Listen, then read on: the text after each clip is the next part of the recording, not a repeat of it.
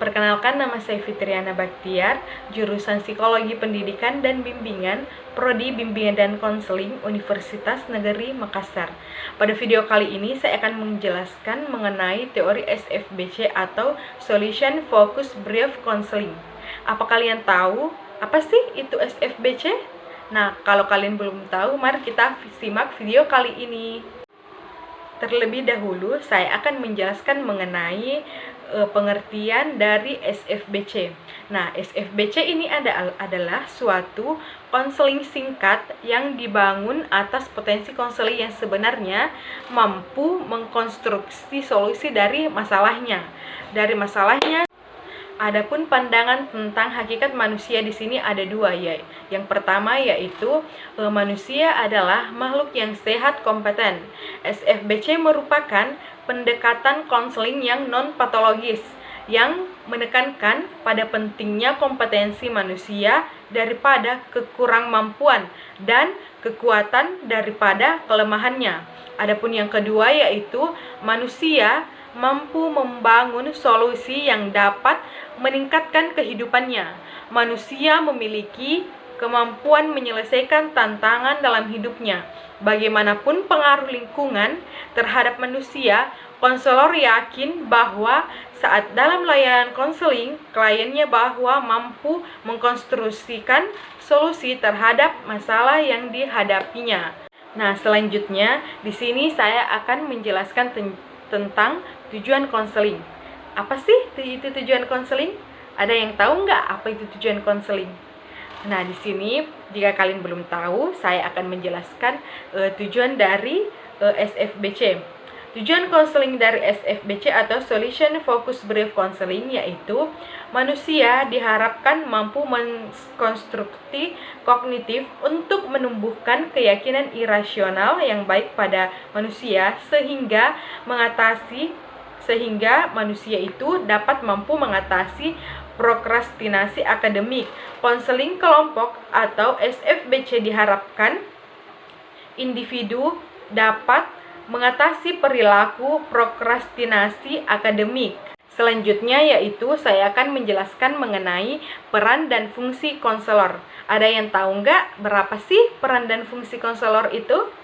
Nah, peran dan fungsi konselor itu ada 7, yaitu yang pertama yaitu mengidentifikasi dan membantu konselor mengeksplorasi kekuatan dan kompetensi yang dimiliki konselor.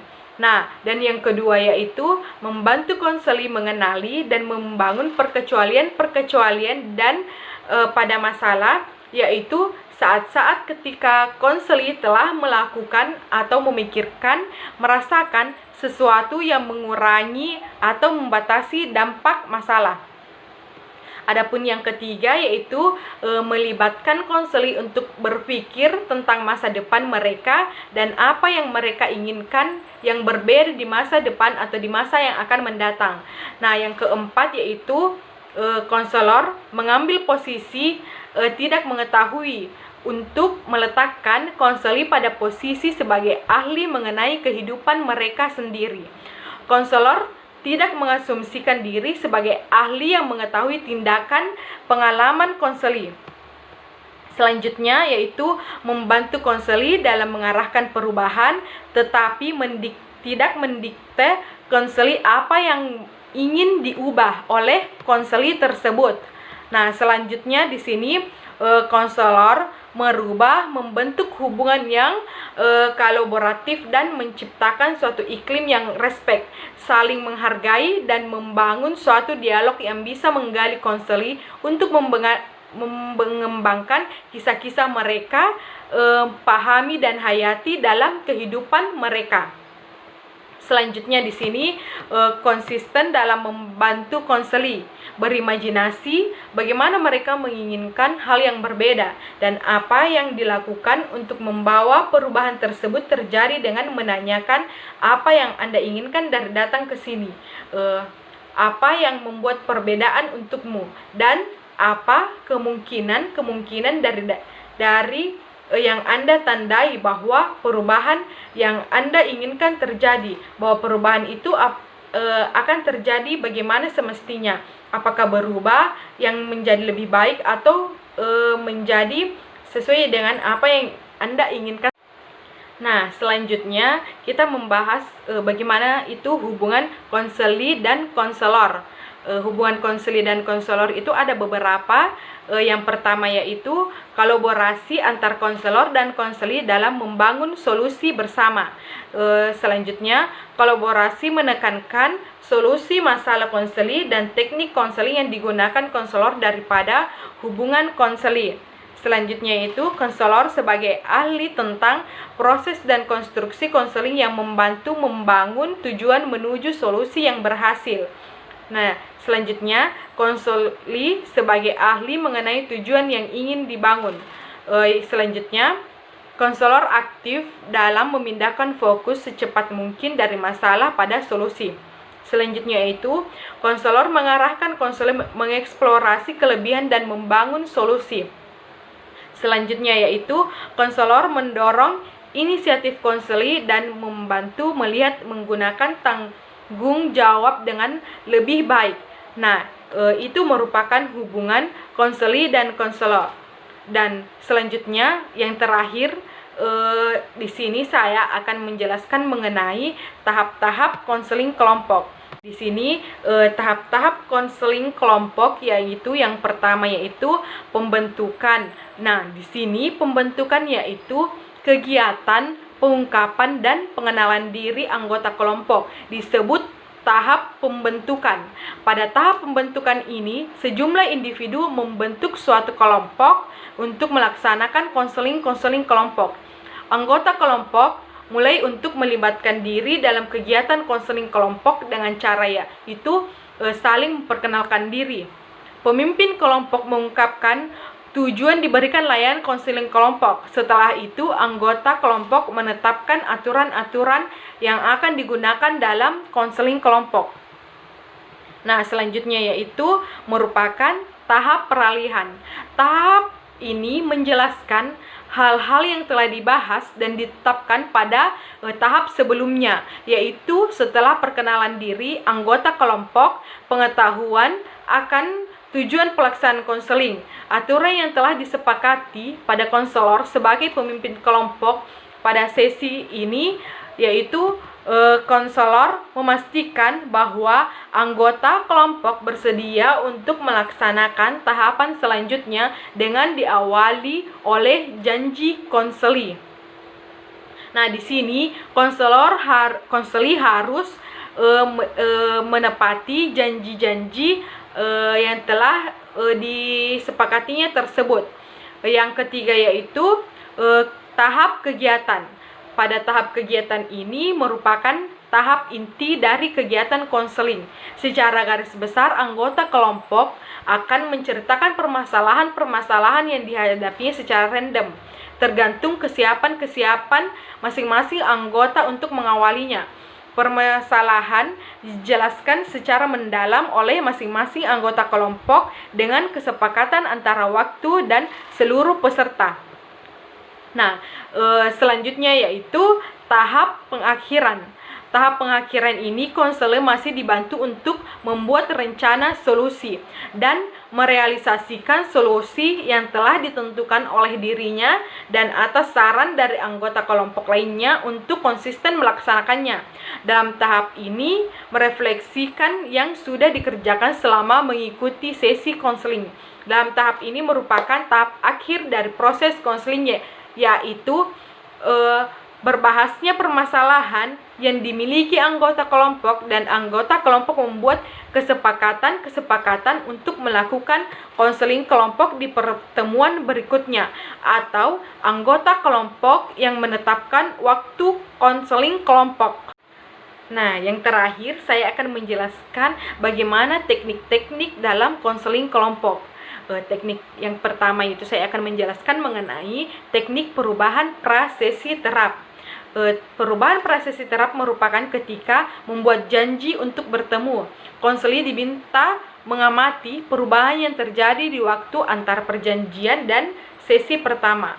konselor akan menanyakan perubahan-perubahan pada awal sesi terapi. Dengan mengetahui perubahan prasesi, konselor bisa mengembangkan yang telah dimulai konseli. Kemudian konseli akan menyajikan petunjuk jelas terkait strategi, keyakinan, dan nilai keterampilan yang bisa ditransfer menjadi konstruksi solusi. Awal yang cepat ini akan membantu mempercepat proses perubahan dan memungkinkan konseli dilakukan dengan waktu yang singkat. Perubahan prasesi positif bisa memberdayakan konseli karena perubahan terjadi tanpa bantuan konselor, dan oleh karena itu penghargaan diberikan sepenuhnya kepada konseli. Selanjutnya yaitu tahap pencairan perkecualian. Pada tahap ini, konselor melibatkan konseli dalam pencarian perkecualian masalah, yaitu masalah-masalah ketika masalah belum muncul atau dikelola dengan baik. Termasuk di dalamnya adalah pencairan solusi yang ditransfer dari wilayah lain kehidupan konseli, atau solusi masa lalu yang diadopsi dalam situasi yang mirip. Nah, tahap selanjutnya di sini pencairan kompetensi. Di sini pada pencairan kompetensi, konselor mengidentifikasikan dan menegaskan sumber daya, kekuatan, dan kualitas konseli yang bisa digunakan untuk memecahkan suatu masalah. Mekanisme pengetahuan masalah yang sebelumnya telah digunakan konseli diakui dan diperkuat. Nah, selanjutnya pada tahap pertanyaan mukjizat. Pertanyaan mukjizat ini adalah intervensi pokok yang biasanya digunakan dalam sesi pertama, namun bisa muncul kembali pada sesi-sesi selanjutnya. Pertanyaan ini bertujuan mengidentifikasi solusi sumber daya yang ada dalam mengklarifikasikan tujuan konseli secara realistis. Pertanyaan ini berorientasi pada masa depan yang berupaya membantu konseli menggambarkan sejelas dan detail mungkin akan seperti apa kehidupannya. Begitu masalahnya terpecahkan atau dikelola dengan baik pertanyaan yang dirancang. Selanjutnya yaitu pada tahap penggunaan skala. Pada tahap penggunaan skala ini, konselor menggunakan skala angka 1 sampai angka 10 untuk konseli. Angka 10 menunjukkan bahwa telah mendapatkan mukjizat di pagi hari, dan angka 0 menunjukkan problem atau masalah terburuk, atau tepat digunakan terkait perasaan dan kondisi klien sebelum melaksanakan proses konseling. Tujuannya adalah mengukur diri dan melihat kemajuan klien selama proses konseling. Nah, pada tahap yang terakhir yaitu pembingkaian kembali. Di sini pembingkaian kembali yaitu konselor membantu konseli menemukan cara lain untuk memandang masalah. Cara yang sama validnya dengan cara lain. Namun, menurut konselor bisa meningkatkan peluang konseli dalam mengatasi masalahnya. Tahapan-tahapan konseling ini merupakan proses yang terjadi secara berkelanjutan. Tahap-tahap ini menggambarkan keseluruhan proses konseling yang akan dilakukan oleh anggota kelompok dan pemimpin kelompok. Itulah tadi materi yang saya bawakan mengenai teori SFBC. Pastinya kalian sudah mengetahuinya kan, apa itu SFBC? Karena saya sudah menjelaskan pengertian dari SFBC, pandangan terhadap hakikat manusia, tujuan konseling kelompok, peran dan fungsi konselor, hubungan konseli dan konselor, tahap-tahap konseling kelompok, dan teknik-teknik konseling kelompok. Pasti kalian sudah mengerti kan tentang SFBC itu bagaimana? Apa itu SFBC? Karena saya di sini sudah menjelaskan semua tahap-tahap mengenai konseling SFBC tersebut. Nah, itulah tadi materi SFBC yang saya sampaikan. Pastinya kalian sudah mengetahuinya. Apa sih itu SFBC? Apa sih pengertian SFBC? Pandangan terhadap hakikat manusia, tujuan konseling kelompok, peran dan fungsi konselor, hubungan konseli dan konselor, tahap-tahap konseling kelompok, dan teknik-teknik konseling kelompok. Kalian sudah mengetahuinya kan apa semua itu? Karena saya sudah menjelaskan semua tentang tahapan-tahapan SFBC itu bagaimana. Jika ada kata-kata yang kurang tepat, mohon dimaafkan. Silakan mengambil hal yang baik dan membuang hal yang buruk. Akhir kata, assalamualaikum warahmatullahi wabarakatuh.